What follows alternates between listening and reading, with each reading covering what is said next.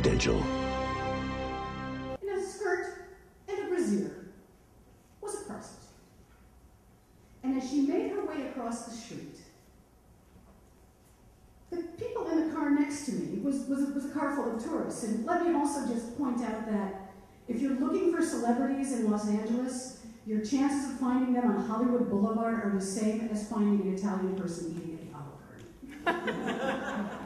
So I've got a car full of tourists here. I'm in the straightaway lane, and the hooker is crossing the street, and the tourists, because they're tourists, have clearly never seen a prostitute before, and yelled out, "Look, look, it's a prostitute!"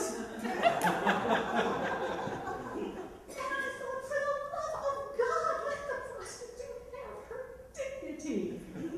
It's 9 o'clock in the morning on a Saturday. Clearly she's had a rough night. She's lost her shirt, or perhaps she's found a bra. We don't know. And from this, I gleaned lesson number 1. Dignity. You have a choice when it comes to dignity and when you live in Hollywood, and whether or not you want to sell out or do what's true to you, the fact is the choice is yours. And any pervert who's willing to pay enough money can easily change your mind.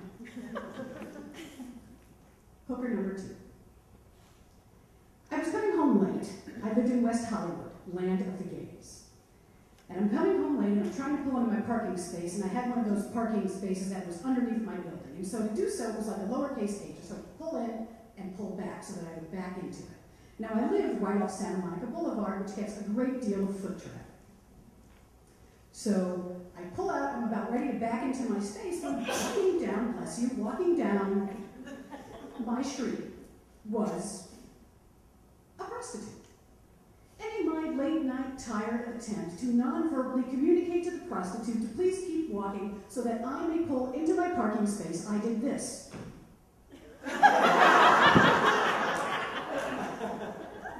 The next thing I see is a pair of double D's and a full beard in my passenger side window. And he looked at me.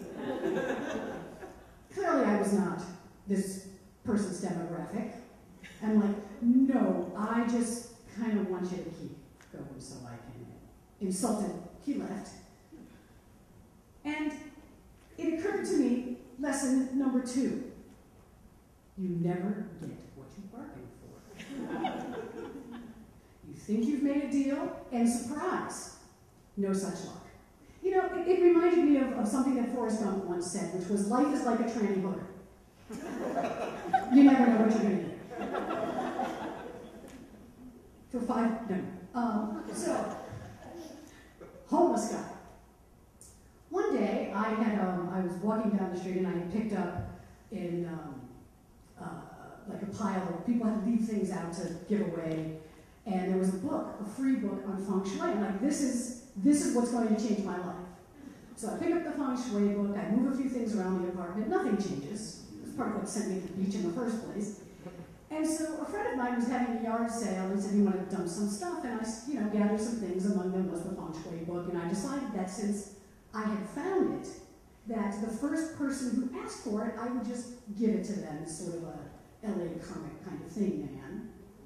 So we're hanging out, and a nice homeless gentleman walks by and peruses the things and picks up the feng shui book and asks me how much it costs. And I said, man, you can have it.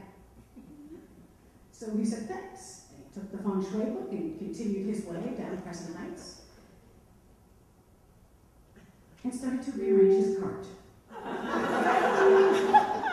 When it dawned on me the most important lesson of all, there's a thin line between optimism and mental illness.